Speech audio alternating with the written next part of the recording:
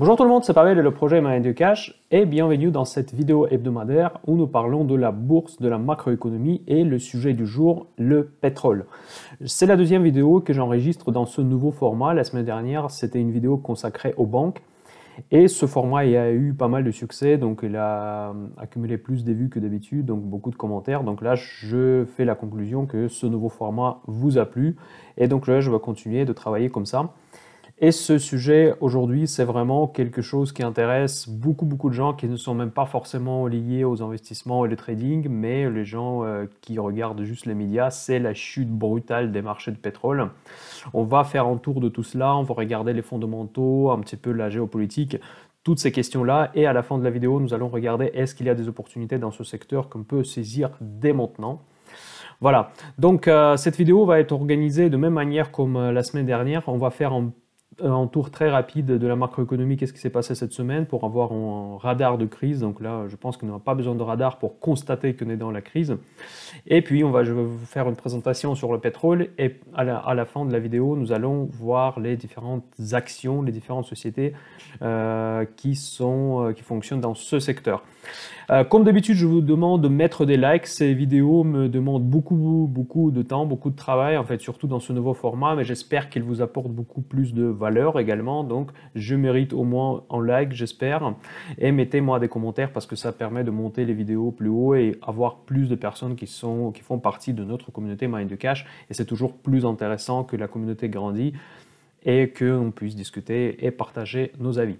Voilà, donc juste pour que cette vidéo ne soit pas trop longue, parce que j'ai beaucoup de choses à vous dire aujourd'hui, je vais vite passer le tour de la macroéconomie. Donc ça, c'était une semaine encore d'une forte chute. Vous pouvez voir que les indices américains, là, je pense que j'ai jamais vu ça, mais sur une semaine, ils ont perdu 16% pour S&P, Nasdaq 12%. Bon, le pétrole, l'effondrement total. Donc là, évidemment, on va en discuter tout à l'heure. J'ai enregistré en mi-semaine, au milieu de la semaine, j'ai enregistré la vidéo où je vous ai alerté sur la tendance des taux. En fait, moi, je suis très inquiet que les taux me semblent de se renverser. Et ça, c'est très dangereux parce que les pays sont très endettés. Et malgré les interventions massives qui ont été annoncées cette semaine de la part de la Fed, de la BCE, je ne veux pas vous raconter tout ça. Si vous voulez, je peux enregistrer une vidéo à part sur ce sujet, mais je pense en gros, clairement que les banques centrales essayent de résoudre la crise de coronavirus avec les injections monétaires. C'est la recette qu'elle utilise depuis 12 ans, presque depuis la dernière crise des subprimes. Donc ça, c'est qu'un marché très bien jusqu'à aujourd'hui. Et c'est ça qui a fait pousser les taux des pays développés dans le territoire négatif. Et maintenant, j'ai vu que les taux tendent à se renverser. Et si cette tendance se confirme, c'est une catastrophe. Mais pour l'instant, j'ai vu qu'à la fin de la semaine, ils ont pris la main, les banques centrales, sur les taux. Donc là, du coup, j'étais un petit peu plus calme qu'au début de la semaine quand j'ai vu s'envoler le taux américain en vent et le taux allemand s'approcher de zéro et le OAT français, les passants interrogatoires positifs. Encore une fois, c'est catastrophique pour les pays, surtout dans l'état actuel, quand c'est sûr qu'on n'aura pas de croissance et presque c'est sûr qu'on sera en récession. On est certainement déjà en récession, c'est juste qu'on n'a pas encore les chiffres. Voilà, donc le WIX, bon évidemment, il est à des niveaux inédits, donc genre on a dépassé 70 niveaux de WIX. WIX, l'indice de la peur, ça représente la nervosité du marché. Et les marchés ont continué à chuter, donc là je ne vais pas trop rentrer en détail dans ces choses-là. On va directement passer sur le sujet du jour. Le sujet du jour, c'est le pétrole. C'est parti. Voilà, au tout début de ma présentation, je vous rappelle qu'il faut surtout s'abonner à ma chaîne pour ne pas rater les opportunités et les différentes news dans le monde économique. Donc n'oubliez pas de cliquer le bouton s'abonner et partager cette vidéo si vous connaissez des personnes qui pourraient être intéressées par le sujet. Donc voilà, le pétrole. Dans cette présentation, on va faire l'analyse de l'offre et de la demande de pétrole. Ensuite, je vais vous parler des stockages, en fait, de crise quasiment de stockage qu'on vit actuellement. C'est quelque chose que probablement vous n'avez pas fait attention, ou parce que là on en parle beaucoup moins dans les médias qui ne sont pas spécialisés à pétrole, mais ça c'est très important, je vais vous expliquer pourquoi. Et puis nous allons voir l'OPEC plus certainement, leur relation, on va parler un petit peu de la géopolitique, pourquoi en fait on est arrivé là. Ensuite, on verra l'évolution des prix de pétrole, pourquoi on a vécu cette chute vraiment historique du prix du baril, quelle que soit la marque d'ailleurs, quelle que soit la qualité de pétrole. Et à la fin de la vidéo, je vais vous dire quel est mon avis sur ce secteur globalement et si on doit y chercher les opportunités. Offre la demande. Déjà, avant la crise de coronavirus, on parlait de la récession. Dans certains pays, la récession était déjà en cours. Dans certains pays, elle était largement attendue. Dans d'autres pays, elle était dévoilée. En fait, cette récession existait déjà. On communiquait des chiffres qui étaient un petit peu discutables. Mais dans tous les cas, on arrivait à la fin du cycle économique, qui sont, bon, évidemment, les cycles sont très difficiles à déterminer, le plus bas et le plus haut, mais on peut, d'une certaine manière, avec une certaine certitude, constater qu'on n'est certainement pas en bas du cycle, donc, parce qu'on a vécu une période de croissance inédite pendant 12 ans, et donc maintenant on arrive clairement à quelque chose, une finalité dans certaines phases de développement économique du monde. Donc, et ça c'est confirmé dans beaucoup de chiffres macroéconomiques, j'en ai déjà parlé beaucoup de fois dans mes vidéos précédentes, mes vidéos hebdomadaires, et cette crise de coronavirus a certainement joué en phénomène de déclencheur de cette récession qu'on va certainement vivre dans les prochains mois. Certainement au début, cette récession sera très forte parce que certains pays, notamment la France, donc là où la plupart des personnes qui regardent ma vidéo savent que nous sommes dans l'état, presque l'état d'urgence, l'état où on reste tous à la maison, on est tous bloqués, isolés dans la maison, on n'a pas le droit de sortir sans avoir des attestations. Donc là, je ne veux pas vous raconter tout cela, je pense que vous êtes parfaitement au courant de ce qui se passe dans notre pays. Et évidemment, ça va avoir de l'impact sur la croissance économique et certainement sur les pétroles, parce que moi, par exemple, je ne sais pas si pour vous c'est le cas, ça fait un moment que je n'ai pas pris ma voiture, je pense que je ne suis pas le seul d'être dans cette situation. Évidemment, il y a moins d'avions, il y a moins de déplacements, donc le prix de la demande de pétrole va chuter de manière, on va en parler un petit peu après, maintenant sur ce slide, elle va chuter selon certaines études entre 6 et 10 millions de barils par jour. Je vous dis ça, c'est juste incroyable, je n'exagère pas parce que je vais vous rappeler, on va voir un graphe sur un autre slide, le graphe de prix de pétrole historique, c'est que dans les crises précédentes, pendant la crise de 2008-2009, la baisse de consommation de pétrole était de 1,5 milliard de barils par jour. Pendant la crise des années 2000, c'était 1 milliard et 2 milliards pour la crise de début des années 90, pendant la crise justement de pétrole, vraiment. Donc, si aujourd'hui, avec cet confinement, avec ces isolations dans certains pays, et imaginez, là, on n'a pas encore les États-Unis qui sont bloqués, parce qu'en fait, les États-Unis, effectivement, il y a des mesures contre le coronavirus qui sont prises, mais ils ne sont pas dans l'état comme la France. Donc, imaginez que ce peut se passer si jamais Donald Trump déclare aussi le même confinement, que tout le monde soit obligé de rester chez eux aux États-Unis. Donc, on estime que l'impact sur la demande de pétrole peut baisser entre 6 et 10 millions de barils. C'est juste du jamais vu. C'est vraiment quelque chose, on ne peut même pas se projeter avec cette baisse brutale des volumes, c'est-à-dire personne n'aura besoin pendant une certaine période, personne n'aura besoin du pétrole. Et forcément, quel impact ça aura sur les prix, ce sera très difficile à imaginer. Donc, on peut même difficilement prendre de repères, comme je viens de vous dire, des précédentes crises. La chute de consommation de pétrole était beaucoup moins violente que pendant cette crise de coronavirus. Et du coup, quel impact économique, quel impact sur les prix de pétrole ça aura, on a du mal à estimer. Donc voilà, donc on verra ça sur le graphique, on essaiera à peu près de deviner où on peut arriver. Mais ce n'est pas encore tout, parce que l'offre et la demande, c'est ça qui détermine le juste prix d'un actif. L'offre aussi, suite à la casse dans l'OPEC+, un désaccord entre la Russie et l'Arabie Saoudite principalement, fait en sorte que l'Arabie Saoudite, pour une raison X et Y, on ne peut pas savoir quelles sont leurs idées derrière, ils ont décidé de inonder le monde entier avec le pétrole. Ils ont vraiment augmenté plusieurs fois leur production de pétrole.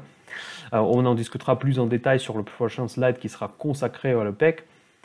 Et du coup, cela fait vraiment une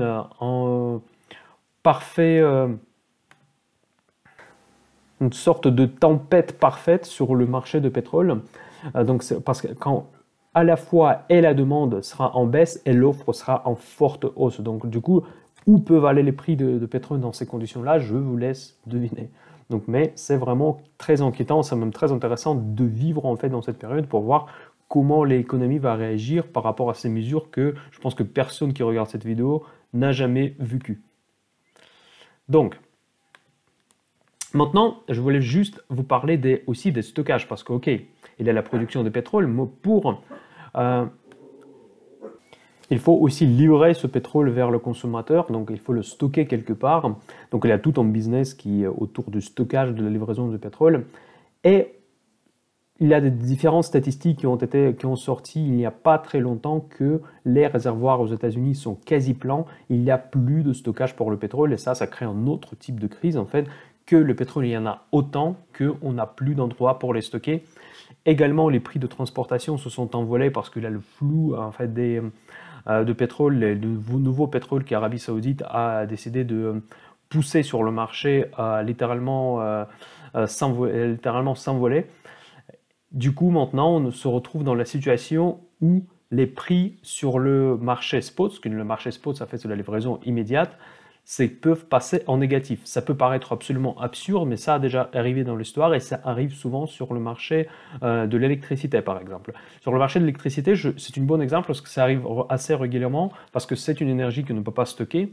Et par exemple, un producteur de l'électricité, s'il y en a trop, en fait, il préfère de payer pour que quelqu'un emprunte cette électricité plutôt que de trouver les moyens de les stocker ou de consommer de telle ou telle manière cette électricité.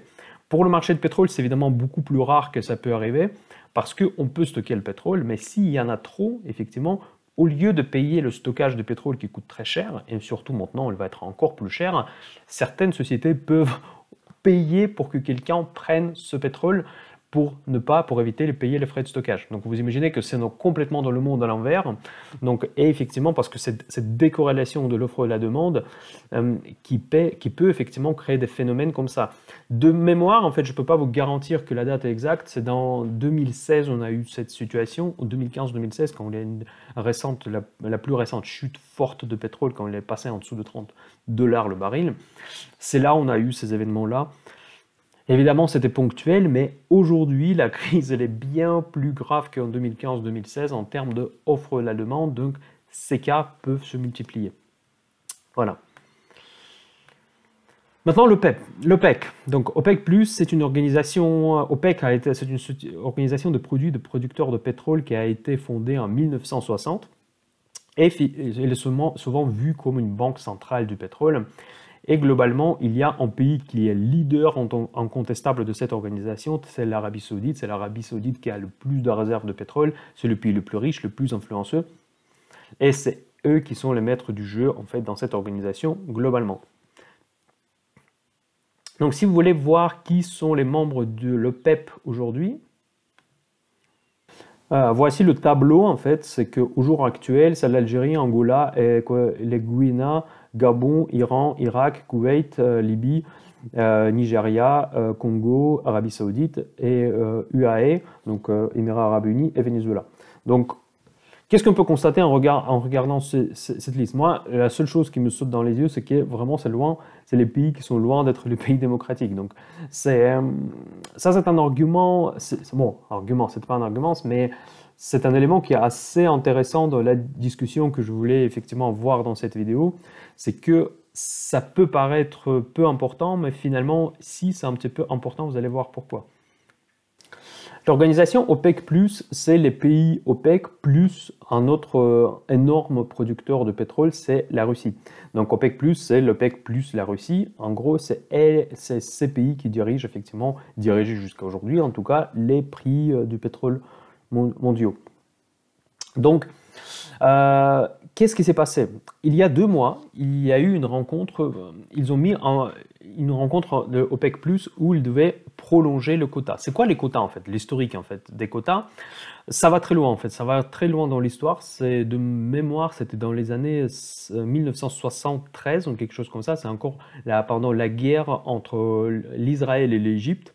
Quand l'Israël a gagné, encore une fois, la guerre contre les pays arabes, et tous les pays occidentaux qui ont soutenu l'Israël dans cette guerre, sont retrouvés sous embargo des pays arabes, parce qu'évidemment les pays arabes étaient fâchés qu'ils soutenaient l'Israël, et ils ont mis en place c'était pas des quotas, mais c'était des quotas, on va dire, les plus stricts possibles, c'est l'embargo tout court, et effectivement ça fait flamber les prix de pétrole dans le monde, parce qu'ils ont cassé toute cette chaîne d'approvisionnement de pétrole mondial. Par la suite, en fait, la situation elle a beaucoup évolué et les pays, quand même, comme je viens de vous dire, c'est des pays loin d'être des pays démocratiques dans la majorité des cas, bon, probablement même dans tous les cas, j'ai envie de dire. C'est des pays qui ont leur économie qui se base largement sur le pétrole. Finalement, le pétrole, cette manne de pétrole qui a tombé du ciel sur ces pays, finalement, est devenu leur plus gros problème parce que les économies de ces pays ne sont pas du tout diversifiées. Souvent, le peuple, les autorités qui contrôlent les flux de pétrole ont des richesses absolument incroyables et le reste de la population vit dans la pauvreté.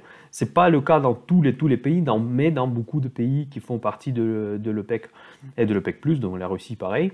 Donc, et effectivement, cette manne de pétrole qui a tombé du ciel est devenue leur plus gros problème de développement économique parce que tous les autres secteurs d'économie se sont retrouvés peu rentables par rapport à la production de pétrole. En fait, un bon élève de cette compagnie, c'est Norvège, qui ne fait pas partie, du coup, comme par hasard, de pays de PEC. En fait, ils ont créé un fonds de souverain de Norvège, que vous avez peut-être entendu parler, que si vous faites des investissements, c'est le plus gros fonds d'investissement au monde. Et ils ont décidé qu'ils vont verser tous leurs gains de pétrole, comme ils le considèrent comme les gains supplémentaires dans ce fonds qui va servir pour les générations futures de servir, couvrir leurs besoins, etc. Donc par exemple, quelqu'un qui est né en Norvège, il a déjà un actif de, je crois, de 150 000 $. Donc imaginez, nous, si on est né en France, on a déjà un passif de, si ma mémoire est bonne, de l'ordre de 35 000 €. Donc en Norvège, ils ont déjà un actif de 150 000 $. Donc ouais, vous voyez la différence. Donc du coup, ça c'était un bon élève. Ils ont fait ce principe parce que ça permet que le reste de l'économie soit aussi compétitif, que le reste de l'économie se développe et cette richesse mise de côté pour servir aux besoins futurs ou aux imprévus que le pays peut faire face. Vraiment, donc ça c'était vraiment un exemple parfait de comment il fallait gérer son budget national quand vous avez du pétrole. Voilà, donc, mais là c'était juste une petite remarque par rapport à Norvège, mais dans la plupart des cas, quasiment tous les pays n'ont pas suivi cet exemple de Norvège et ils ont commencé à faire la belle vie, vraiment le bling bling dans tous les sens. Vous connaissez très bien l'Arabie Saoudite, quand viennent en Suisse par exemple, là où je travaille, effectivement ça c'est ceux qui achètent les plus grosses voitures, ils sont toujours les clients des meilleures boutiques, des meilleurs hôtels, etc., etc. La Russie pareil, en fait, effectivement, toute l'économie se base sur le pétrole. En fait, on peut avoir une illusion que les pays qui ont du pétrole, effectivement, il y a un gros secteur de services aussi qui se développe dans ces pays, mais ça c'est une fausse impression, parce que le secteur de services c'est un secteur parasite presque, donc parce qu'en fait il se développe uniquement parce que le secteur de pétrolier se développe aussi. Donc une fois que le secteur pétrolier arrête son développement, le secteur de services va se dégonfler immédiatement, quasi immédiatement. Voilà, donc et ça c'est que risque de se passer dans ces pays qui sont très très liés au pétrole. Voilà. Maintenant, effectivement, les dernières années, quand il y a eu les récentes chutes de pétrole dans le 2008-2015, OPEC est devenu vraiment un acteur de régulation des prix de pétrole en instaurant des quotas régulièrement, en prolongeant des quotas pour s'organiser que le prix reste stable dans le pétrole à des niveaux qui conviennent plus ou moins à tous. Le seul, on va dire, voyou dans cette compagnie, c'était la Russie, parce que eux, ils ont budgété dans un prix beaucoup plus bas dans leur budget national. Donc l'économie russe, elle vit avec le prix de pétrole de 45 $. Donc maintenant, c'est plus conservatif, mais avant, c'était conservatif quand on était à 80. Tandis que pour l'Arabie Saoudite, dans leur budget, ils ont le prix de pétrole de 80 $, donc presque le double que a budgété la Russie. Et la Russie, elle voulait produire plus de pétrole, même si le prix sera plus bas.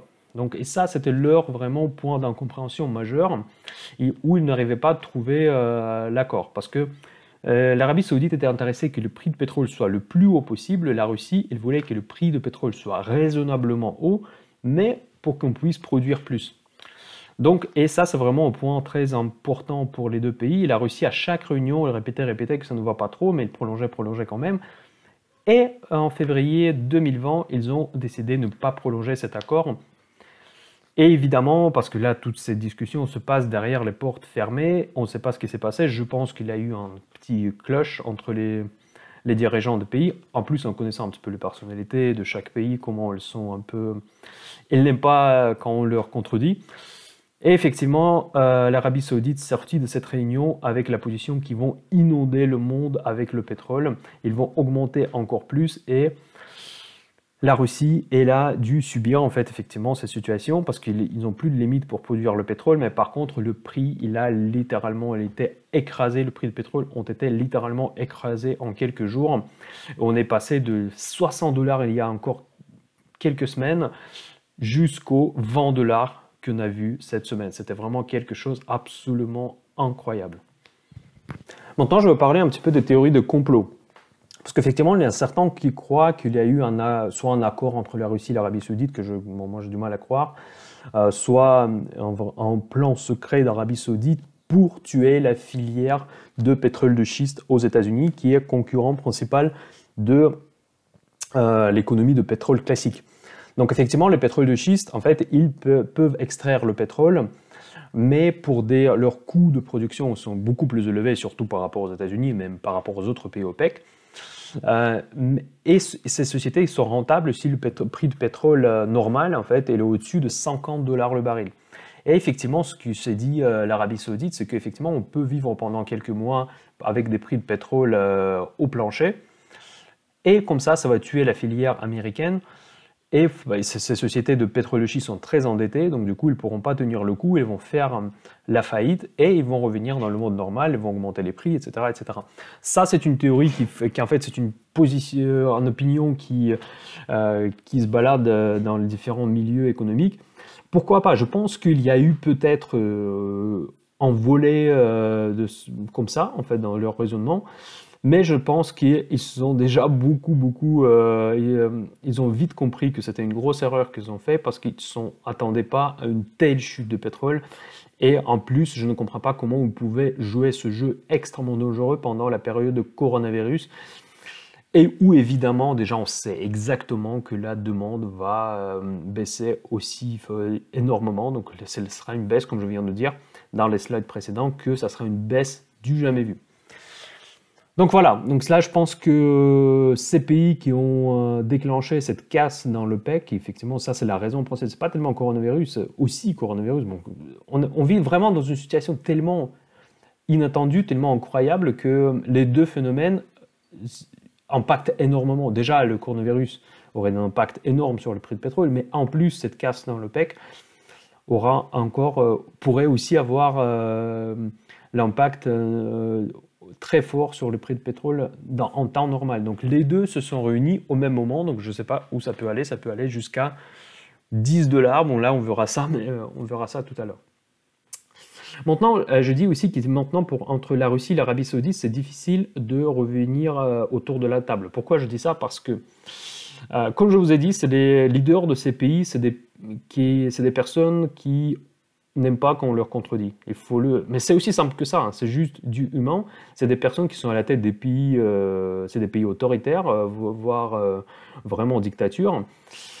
Et les personnes qui se trouvent sur le plus haut le gouvernement de ces pays, comme le président russe, comme Mohammed Ben Salman en Arabie Saoudite, ils ont du pouvoir quasiment illimité. C'est dans des pays très autoritaires. Donc effectivement, quand on leur dit non, quand on y a un désaccord, de point de vue personnel, ils ne sont pas habitués à cela, ils ont énormément d'ego, ces personnes. Donc je pense que ça serait difficile pour eux maintenant, même de point de vue psychologique, de revenir autour de la table. Ça peut paraître... En fait, on a l'habitude que dans le monde occidental, au moment donné, les gens retournent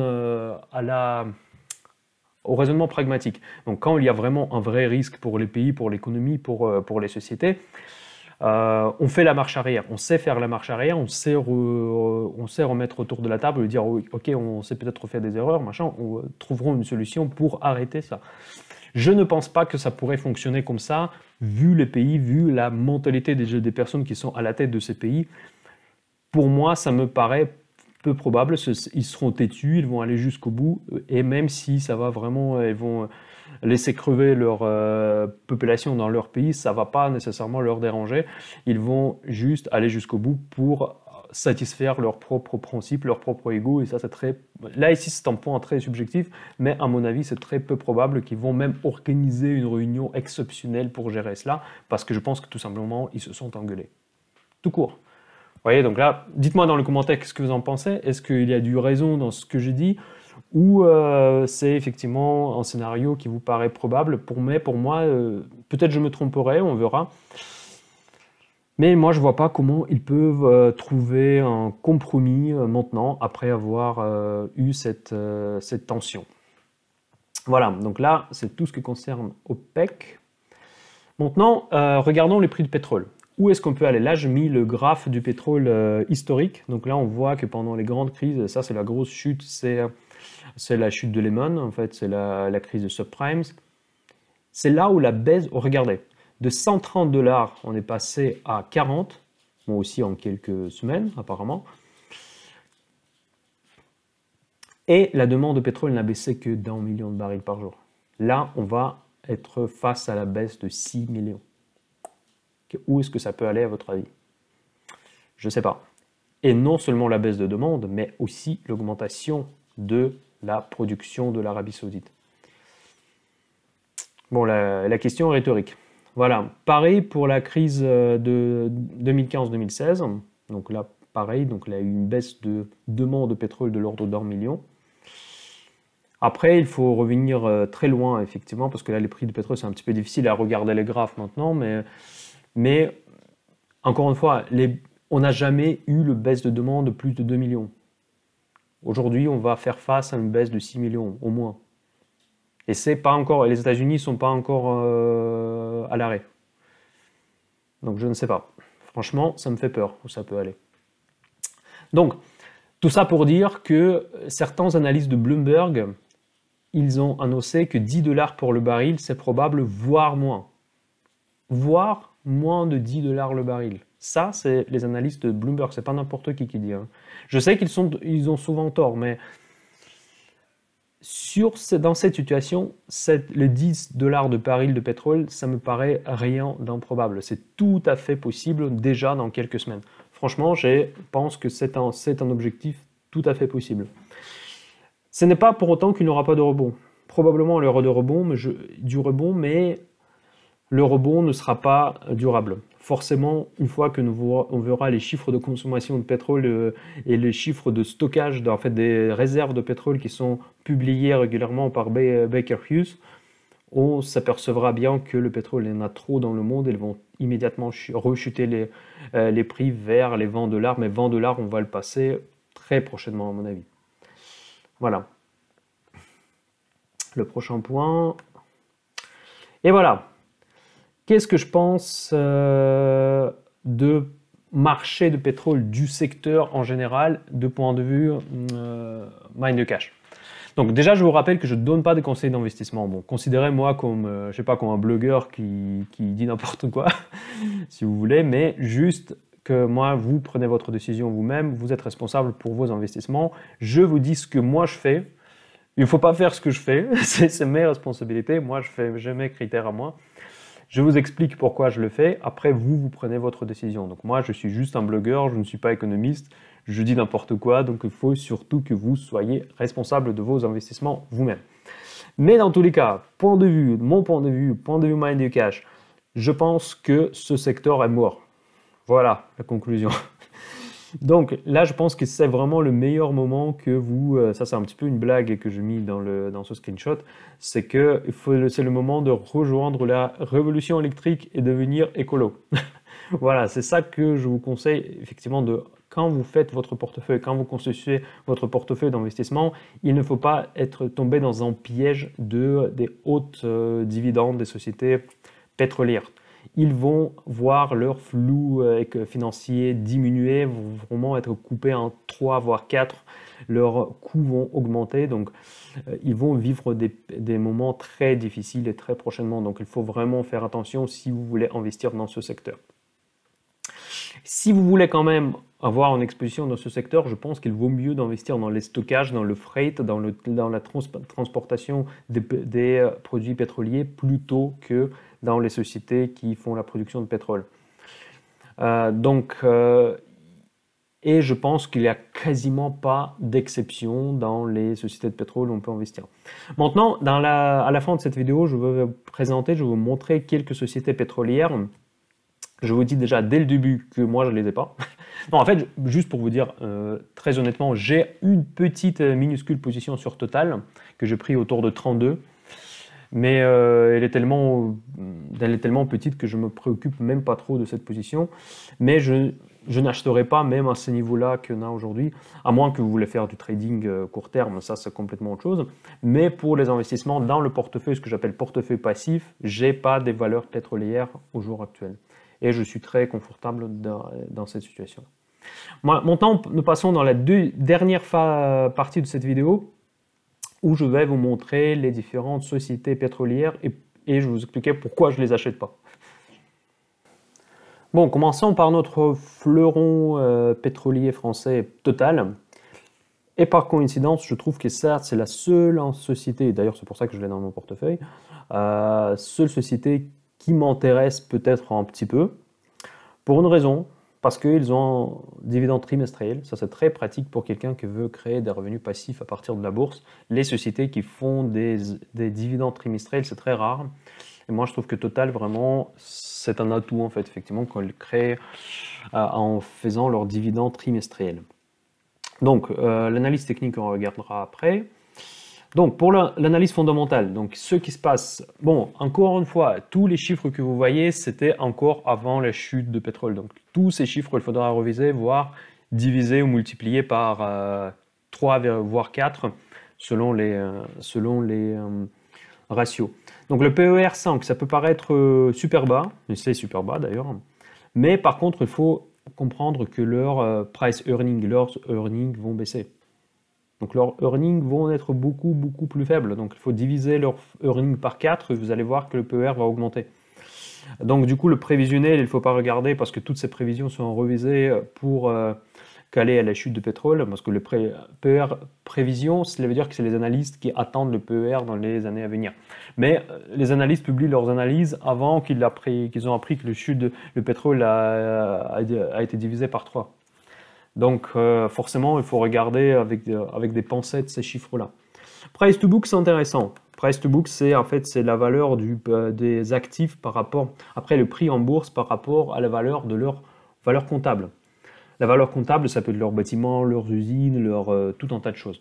Mais par contre, il faut comprendre que les actifs de Total, c'est pas le mobilier au centre de Paris. Donc c'est pas les valeurs qui sont faciles à céder. Donc si par exemple demain, moi je ne dis pas que c'est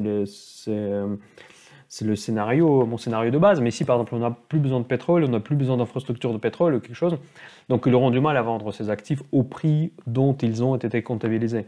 Donc il faut quand même faire beaucoup attention à leur valeur comptable, à leur valorisation, parce qu'elle était faite par les entreprises qui sont spécialisées dans la valorisation des entreprises comme ça, et ils se basent sur certaines assumptions, comme quoi leur prix est tel, donc ce prix peut évaluer effectivement, surtout dans les conditions actuelles. Pareil, ça c'est mon ratio préféré, valeur entreprise contre l'EBITDA. Plus il est bas, plus la société est sous-valorisée. Donc là, 2,8, c'est incroyablement sous-évalué. Mais encore une fois, ça se base sur l'EBITDA par rapport au prix de pétrole d'avant.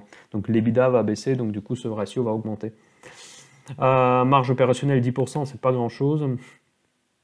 ROI, en fait, c'est return on equity, c'est 9, bon, on va dire 10. C'est pas énorme. Et ROIC, par contre, chez eux, c'est 7. Donc là, c'est ici l'évolution de ROIC sur des dernières années. On voit que le résultat net augmente, c'est bien. Bon, un petit peu baissé l'année dernière, mais ça va. Le chiffre d'affaires, bon, il a augmenté, mais encore 2019, c'était un petit peu une petite baisse. Mais dans tous les cas, leur ROIC, il n'est pas trop mal. 7%, bon, c'est pas énorme, hein. Encore une fois, c'est pas énorme. Regardez, genre Amazon, c'est de 25, je pense, même plus. Donc, on peut pas dire avec 7%, c'est pas trop mal, mais on peut pas dire que c'est un business qui cartonne. Voilà.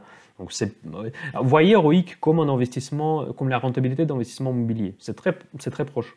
Donc, est-ce que pour l'immobilier, oui, c'est assez intéressant, 7%. Mais par contre, ici, vous prenez plus de risques. Vous prenez le risque de marché, ça va évoluer tout le temps. En plus, le pétrole peut vraiment vouloir avoir le prix de zéro bientôt, peut-être. Donc, les risques sont énormes. Et en fait, vraiment, regarder la rentabilité de 7% par rapport au risque que vous prenez en achetant en total, je ne pense pas que c'est très alléchant. Ensuite, marge de free cash flow. Donc en fait, tous ces chiffres-là, en fait, il faut les reviser par rapport au prix de pétrole. Donc là, je vais regarder en gros les rentabilités de ces actions et on va regarder un petit peu l'analyse technique. Maintenant, donc du coup, parce que les fondamentaux, c'est pas la peine de les regarder à ce moment-là, parce qu'on va encore les revoir. Donc, par rapport à l'analyse technique, qu'est-ce que là, on est passé de 44, une grosse chute vers les 25. Donc là, on commence à effectivement de retrouver du terrain. Mais après, encore une fois, ça dépend des évolutions des prix de pétrole. Donc je ne sais pas jusqu'à où ça peut aller. Donc si ça reste ici, ce que je doute, on peut effectivement tenter le rebond vers les 35-40. Mais en fait, vraiment, le paramètre en entrée, le paramètre principal que je passe en entrée et qui est très discutable, c'est que les prix vont rester là. Le prix de pétrole va rester là. Donc s'il reste là, si vous pensez que je tords sur mes analyses dans la présentation que je fais, vous pouvez tenter de jouer le rebond. Mais faites ça attention parce que mettez des stops ou ne laissez pas les positions ouvertes pendant la nuit ou surtout pendant le week-end. Et encore mieux, faites ça avec des options si vous voulez vraiment jouer à court terme le rebond de l'action totale. Donc du coup, moi je suis pas convaincu, moi je l'ai comme vous dites, mais je fais comme si je l'avais pas parce que ma position elle est vraiment extrêmement petite sur cette valeur. Maintenant, je vais regarder une autre valeur en leader, peut-être c'est l'ExxonMobil en fait, qui est vraiment au plus bas aussi. Voilà, donc ça, bon, commençons par l'analyse fondamentale rapide d'ExxonMobil. Avec les prix de pétrole autour de 60, son PER était de 10. Donc c'est beaucoup plus que Total, donc beaucoup moins intéressant. Price to book, elle est plus chère par rapport à ses actifs. Donc sa rentabilité est plus faible que Total. Et si on regarde sur l'historique, le ROIC, ça c'est la rentabilité qui tient compte de la dette, qui est vraiment très similaire à l'immobilier, comme je vous ai dit, elle est encore beaucoup plus faible que chez Total. Donc vraiment, moi je pense que c'est une très mauvaise idée, c'est vraiment une fausse bonne idée de croire que ExxonMobil, c'est une opportunité à saisir. L'évolution de chiffre d'affaires de résultats nets, très similaire à Total, un petit peu moins bien en 2019, mais en gros la croissance, dans tous les cas, c'est une société qui n'est tout simplement n'est pas rentable. Donc là, je pense qu'on peut regarder l'analyse technique. Désolé, excusez-moi. Je vais boire vite fait. Mais à mon avis, il faut rester à l'écart de ces valeurs-là. Donc ça, c'est quoi? C'est ExxonMobil, ok. Alors, donc qu'est-ce qu'on peut voir ici? Donc là, bon, le graphe il est très similaire. Donc là, on essaie de retrouver les repères à 32. C'est d'ailleurs là où j'ai acheté le Total. Donc là, on est à peu près au niveau des récits, on se trouve à peu près au même niveau. Et effectivement, à ce niveau-là, il essaie de tenter le rebond. Mais il tente le rebond parce qu'il y a beaucoup de personnes qui pensent que c'est une opportunité. Parce qu'il compare justement, mais ça peut paraître vraiment tout con, mais beaucoup de gens qui achètent ExxonMobil parce qu'ils croient que c'est une entreprise qui ne va jamais faire faillite. Et ils pensent qu'après une chute comme ça, elle va rebondir. Mais faites attention, ça c'est vraiment une erreur que beaucoup, surtout de débutants, font. Ok, ExxonMobil peut-être ne va pas faire faillite, je ne dis pas ça, mais imaginons qu'il ne va pas faire faillite. Mais ce n'est pas une raison d'acheter des actions. C'est important si vous achetez la dette de l'entreprise. Si par exemple vous achetez des obligations d'ExxonMobil, ok, ce raisonnement est tout à fait pertinent. Donc là, vous devez regarder son rating d'après les agences de notation, si c'est triple A ou je ne sais pas combien. Donc, mais pour les actionnaires, ça ne change rien. Par exemple, regardez General Motors. General Motors, il a fait faillite. Ses actionnaires ont été tués complètement, qui ont été dans l'action. Mais effectivement, ceux qui avaient la dette, même eux, ils ont fait faillite. Donc du coup, la dette, c'était un mauvais exemple, excusez-moi. Mais même si l'État sauve l'ExxonMobil, ou bien ExxonMobil se fait racheter par quelqu'un d'autre, ce que je doute d'ailleurs, mais dans ce cas-là, c'est juste effectivement ceux qui ont investi dans la dette, dans les obligations d'ExxonMobil seront sauvés, mais pas les actionnaires. Les actionnaires vont avoir leurs actions, ok, elle n'a pas fait faillite, mais s'il va coûter 2 centimes, est-ce que ça vous rassure? Je ne pense pas. Donc réfléchissez bien en fait, parce qu'il ne faut surtout pas tomber dans le piège que c'est une grosse entreprise, elle ne va pas faire faillite. C'est peut-être vrai, peut-être pas, mais même si c'est vrai, vous n'êtes pas assuré que les actions ne vont pas souffrir. Donc ça, c'est très très important. Donc faites beaucoup attention à cela. Le même constat en fait. Ici, je ne pense pas que si le pétrole reste sur ces niveaux ou s'il rebondit, ce que je doute, donc on peut effectivement revenir faire un petit rebond technique. Mais ce rebond technique ne sera pas durable. Ne sera pas durable, mes amis. Ça, je suis quasi certain. Et en plus, les fondamentaux d'ExxonMobil sont mauvais. Voilà. Et à la fin de cette vidéo, je vais vous montrer encore une société. Donc c'est une société française aussi. Bon là, je me focus sur la société française parce que la plupart des personnes qui regardent mes vidéos sont en France. C'est Rubis, peut-être que vous connaissez. Et ça, c'est un spécialiste des stockages de pétrole.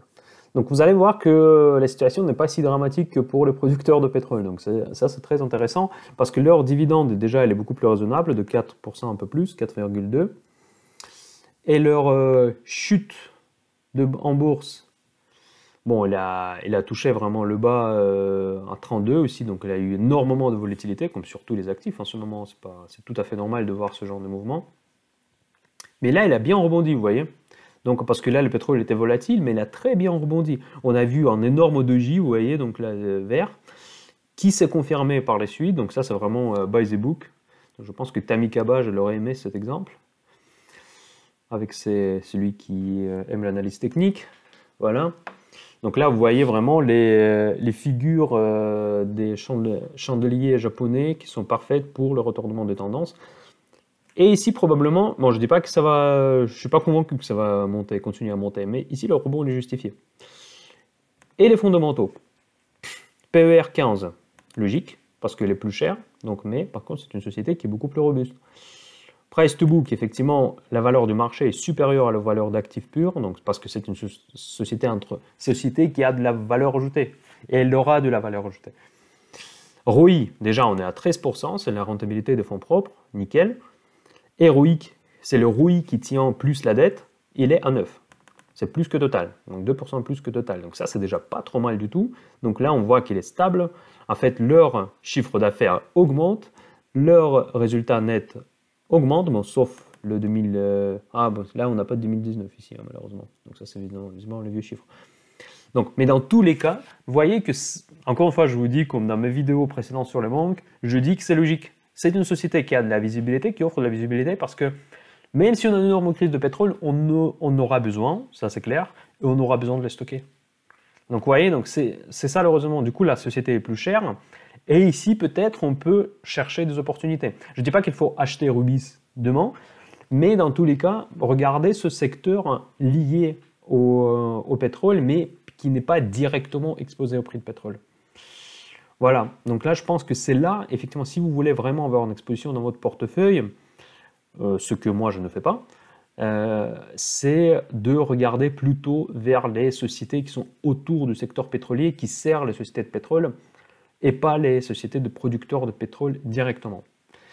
Voilà, donc j'aimerais bien avoir vos retours sur cette vidéo. Je finis cette présentation sur le pétrole. J'espère que ça vous a plu. Ça m'a coûté quand même beaucoup de temps pour préparer cette présentation. Mettez-moi des likes, partagez cette vidéo sur les réseaux sociaux, c'est super important pour moi.